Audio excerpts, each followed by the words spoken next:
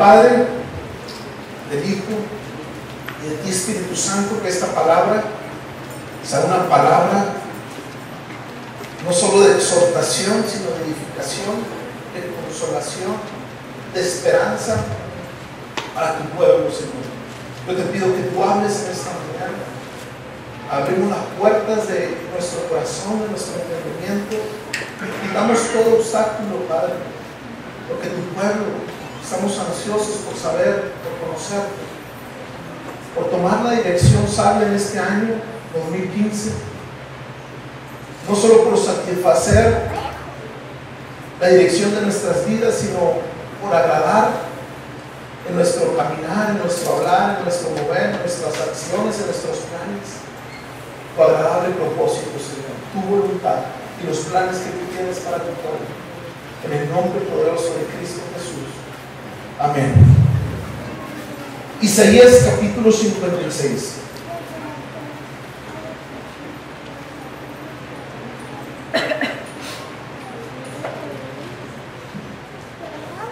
Voy a permitir más bien que el Espíritu Santo pueda bajar esta palabra que me daba mi corazón en estos días y que creo que compagina un poco de lo que ha estado hablando en este año, a finales de año y lo que va este año a través del siervo del pastor. Y siendo un preámbulo del capítulo 56 de Isaías, el énfasis del capítulo 56 del libro de Isaías, en los primeros 8 versículos, usted lo analiza, los primeros 8 versículos, el profeta Isaías empieza a hacer una declaración en cuanto al futuro, a un reino futuro, que es lo que habla hoy en nuestras vidas a través de Jesucristo.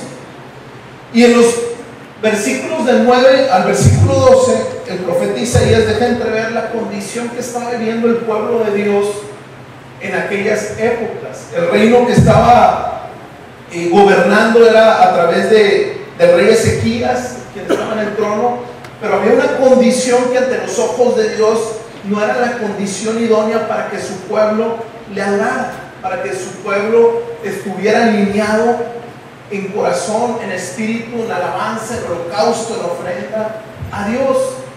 Y el profeta Isaías empieza a hablar a través de este pasaje. Nosotros nos damos cuenta y podemos entender que cuando vemos una palabra profética, muchas veces Dios nos habla acerca de lo porvenir. Pero lo que esta palabra profética en el libro de Isaías capítulo 56 me deja entrever que decae más en una cuestión de ética, de carácter que tenía que tener el pueblo de Dios, que en un evento profético. Estaba hablando el profeta Isaías de algo que Dios esperaba y exhortaba al pueblo a vivir y guardar sus caminos y sus sendas de justicia. Y eso es lo que muchas veces nosotros tenemos que entender de la profecía de Dios, que la profecía no viene solamente a entretener nuestras vidas o entretener la curiosidad de un evento futuro, a satisfacerla. No viene solamente a intrigar nuestro intelectualismo de lo que va a suceder o la interpretación de lo que damos a los planes futuros de Dios a través de la palabra, sino que la palabra de Dios, como decía el apóstol Juan en su primera carta, capítulo 3, versículo 3, decía: y todo aquel que tiene esta esperanza en Él se purifica a sí mismo. Es decir, la palabra profética que Dios nos da en la Biblia es una palabra que viene a traer un ánimo de esperanza, un ánimo de enderezar las sendas de nuestra vida, de nuestro caminar, para poder estar alineados a los planes de Dios, para poder ofrecer ofrenda agradable a Dios. Y el profeta Isaías empieza a hablar a través de este pasaje y a través de lo que él expresaba nos demuestra que su corazón estaba con ansias de vivir el reino de Dios. Él hablaba y empieza a declarar al pueblo y empieza Dios a través de él a hablar a su vida. Y podemos ver en los primeros pasajes como el profeta Isaías dice y declara la voz de Dios, dice: guardar derecho y hacer justicia, porque cercana está mi salvación.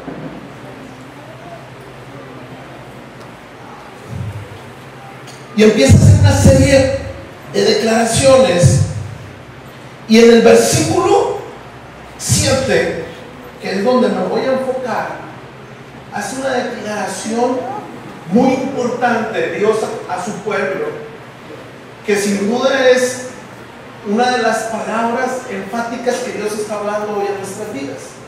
Y dice en el versículo 7, ¿lo tiene ahí? 56, versículo 7, Isaías: yo los llevaré a mi santo monte. Yo los llevaré a mi santo monte y los recrearé en mi casa de oración.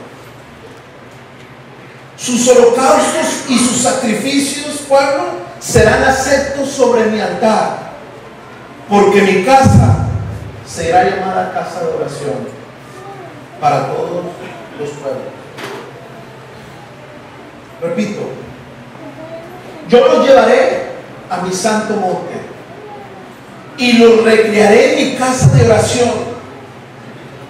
Sus holocaustos y sus sacrificios serán aceptos sobre mi altar, porque mi casa será llamada casa de oración para todos los pueblos.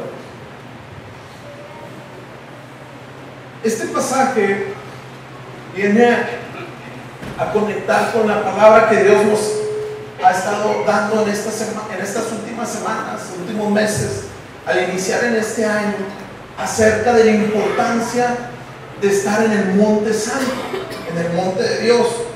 Y recordábamos, y traigo a la memoria el libro de Isaías capítulo 2, que se nos compartían semanas atrás. En el versículo 3 nos decía y nos exhortaba la palabra que subiéramos y tuviéramos la actitud de subir al monte santo. Y dice la palabra: porque en el monte de Jehová es donde se nos va a enseñar sus caminos, y caminaremos sobre sus sendas, porque de Sión ¿qué? Saldrá la ley, y de Jerusalén la palabra de Jehová. De Sión saldrá la ley, y de Jerusalén la palabra de Jehová. Y me llamaba mucho la atención, y yo me ponía a estudiar la palabra acerca de lo que Dios quería hablar a nuestras vidas en esta mañana. Y cuando yo estudiaba el pasaje de Isaías, versículo 7, capítulo 56, me llamaba la atención la manera en cómo Dios estaba exhortando a su pueblo. Y dice la palabra: yo los llevaré, yo los llevaré.